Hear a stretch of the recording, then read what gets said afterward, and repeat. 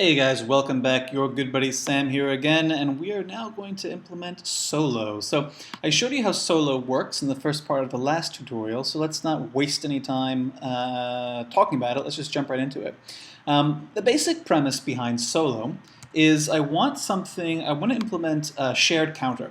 So what we're going to have is a whole bunch of different audio tracks, and they're all going to share a solo with a name. And anytime any one of them says, hey, I'm soloed, we're going to implement a number, which is the number of tracks that are soloed. And the very simple piece of logic that we're going to put in place is, if no tracks are soloed, then go ahead and play your audio. If, however, there's at least one track that is soloed, then only play your audio if you yourself are also soloed. So first, how do we implement that shared solo counter? Here's one way that we might do it, using the value object. Value needs a name. Value Han Solo. Value is an object that I basically never use, but it's actually perfect for this purpose. And I'm really glad that I made this tutorial so that I got to play around with this object. It basically lets you implement a shared number that you can just share across however many instances of the patch you want. So we create this variable, basically a variable named Han Solo, and I can set Han Solo to be 24, and now anybody who bangs on a value Han Solo anywhere else gets that value 24. If I change this and then ask again for the new value, you get the new value. You'll notice that it doesn't update automatically, which is actually kind of an annoyance that we'll have to deal with later. But in general, I think this is a really slick way to just share a value across multiple patchers, and or rather in multiple places. And what I just gave away is that the really cool thing is that it works across multiple patchers. So here's a totally different patcher. Make a button and a value Han Solo, and an integer box like so. And the really cool thing is that if I bang on this, you get that 90 from this patcher. So Han Solo, in Star Wars he was an intergalactic traveler, and now in Max he's an inter-patch traveler? I don't know. Don't pay too much attention to that. Just pretend like that was never said. So how do we use this to implement solo? Very basically, all we're going to do is this. So we'll have a toggle like so. And what that toggle will do is first grab we want it to do a couple things. The first thing that we want it to do is get the current value of Han Solo. So we'll have it bang on value Han Solo, take whatever value that is, and then if we are turning this toggle on, we're incrementing the value of Han Solo, so you want to add 1 to it. If we're turning it off, we're decrementing the value of Han Solo by 1, so we want to subtract 1.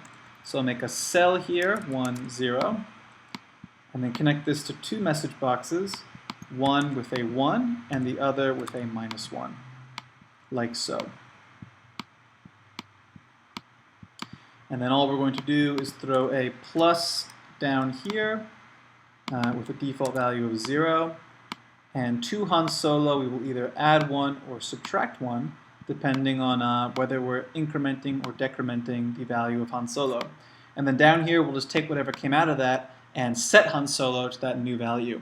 And this is, basically it. So what you will see now is if we make a bang here with Han Solo and an integer box, this will just let me count from anywhere in the patch how many objects are, how many people in the solo pool Han Solo are soloed or not. So let me just make a couple copies of this. And now let's say I turn this guy on and bang on this, and we can see that one person is soloed. Now I turn this one on, bang on this, and I see 2 people are soloed.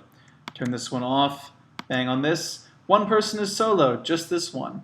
That's pretty cool, right? And it's actually really straightforward and easy to get this kind of solo thing working. So we're in general in good shape here.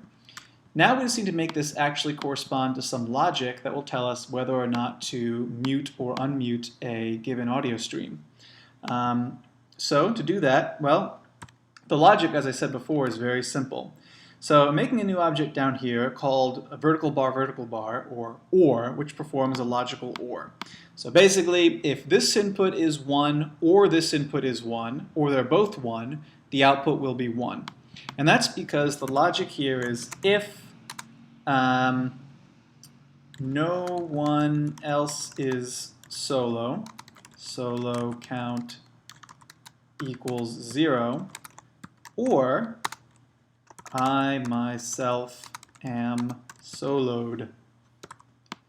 So all we're using, you know what, it's one way to spell solo, let's spell it like this. So this is how we're going to determine whether or not, this is the logic basically that will determine whether or not we mute or don't mute a given audio track.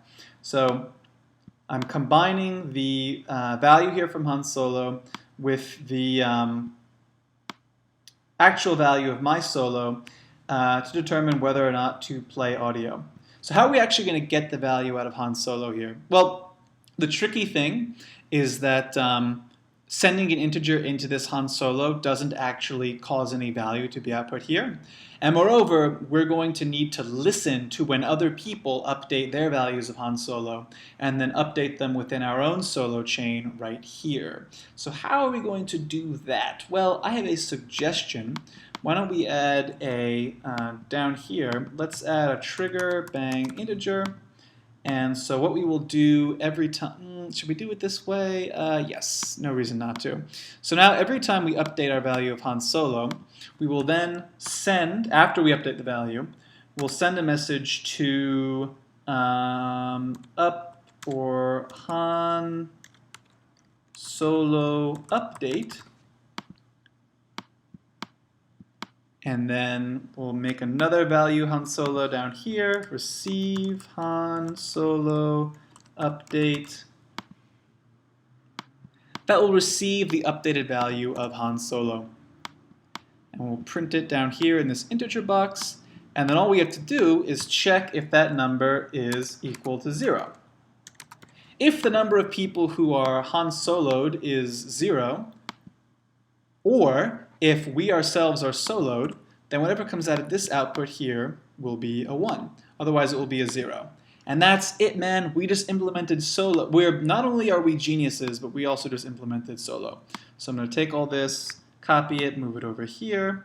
Now, let's make sure this is working. So when I turn this guy on, I should see, and I do see, that the value down here is 1 because this track is soloed and consequently should be playing. And awesomely enough, this value down here is 0, exactly what we're looking for, because while this track is solo and therefore should be playing, this track should not be playing because somebody else is soloed. And now, moment of truth, if I disable this toggle, look at that, oh my god, so exciting. The number of tracks that are solo went down to 0, and this guy here correctly updated to reflect that, and now realizes that he himself should be letting through audio at full, beautiful force. So just like that, we've implemented solo. All we have to do now is add in the little tiny, bit of logic that we had before to turn this into an audio reactive thing. So we'll just do, say, noise tilde, and then line tilde with a 1, and a multiply tilde with a 1, message 140. So we just take this value, pipe it into this 140, down into line, into the multiply, scales our noise, and just like that, man, we've got a working solo. It's very exciting, I know. Well, this is all well and good, but the only downside now is that all of our solo tracks have to be named Han Solo. And as cool as that is, that might get old if we had multiple patches or if we wanted to create multiple solo groups, which is another cool thing that we can do. What I want to do to make all this work is take basically the entirety of this minus this toggle, and let's see. Let's also put another toggle down here just to report the value coming out. And then I'm going to grab all of this and do just what we did before. So grab all this, encapsulate it, call it solo, and then I'm going to open it up, grab everything, copy it, make a new patch, and paste it. And now we're going to save this in the same place we did before. Applications, max 6, nope, max, look at all those max 7s. Save it in max 6. There's like 18 different branches of max, I'm not going to go into it, no one cares. So we'll save it in packages, sjt, patchers, and we'll call this sjt.solo. Now, one more change that I want to make is I want to be able to name my solo group whenever I make one of these solo objects. So all I'm going to do is find every place in this thing where the guy has been named Han Solo. I actually see another bug in this that's a little bit of a problem. So right down here, this receive Han Solo update, if Han Solo hasn't been set yet, then when this gets a bang, the value Han Solo, nothing will be output here. It should output 0 maybe, but it will actually output nothing. So to fix that, I'm just going to make an integer box with a 0 in it. So this is just essentially an object that will hold on to an initial integer value. I'm going to set this value object to update this integer box. This maybe is a little confusing, I apologize. It's one of the technical weirdnesses of this particular patch. What can I say? It's just how it's going to be in this case, and there's not too much we can do about it. But the basic idea, hopefully this isn't too confusing. When bangs come into this receive Han Solo update, first we check if there is anything in Han Solo. If there is, we set it here, and then the bang causes that value to flush out and go here.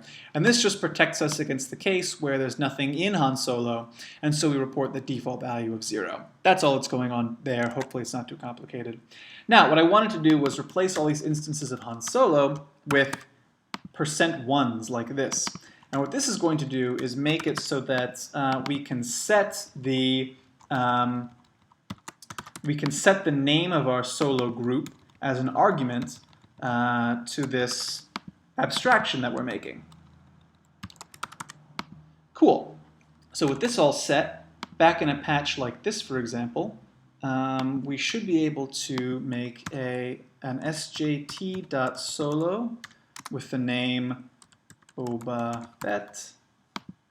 Make a couple of these. And then let's see, cycle, let's make a cycle 220 and a cycle, I don't know, or a saw tilde 125. This one up to here, this one up to here, a couple of gain, or one gain, and an easy DAC. Cool, and then we'll send this guy in here and this guy in here. And you can hear it's actually working correctly. No one is soloed, right? We haven't enabled solo for anybody, and consequently we're hearing both of these audio chains. But now if I make a couple toggles like this just to illustrate what's going on, oops, didn't mean to do that. We solo the saw track, and it disables the cycle track. Then we solo both of them, both are enabled. We turn off all the solos, both are once again enabled. And the tricky thing is that if I make another SJT solo and call it Luke S, and then enable solo for this guy,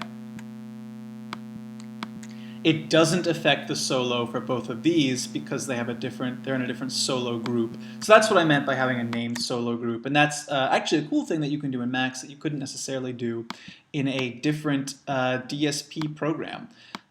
So that actually concludes it for this tutorial. That's how you implement solo, and that's how you implement mute. Hope that was enjoyable or at least educational, and thanks for watching.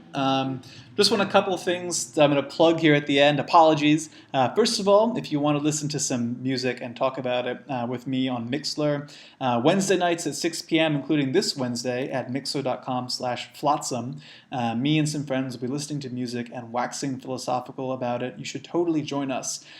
Second thing, and this is coming a bit out of left field, I know, but so if you happen to be in the Bay Area and you're looking for somebody to DJ an event for you, you should get in touch. We should talk about that. I'd never done it before until a couple nights ago, a few weeks ago actually, and it was A, way more fun, and B, way easier than I ever knew it could be. And yeah, if you're looking for somebody to play some tunes for you on the cheap, you should give me a call. I think we could make that happen. So let's see, was there anything else? No, I think that's it. Thanks very much for watching. I hope that was enjoyable, and I will see you guys very soon. Take it easy.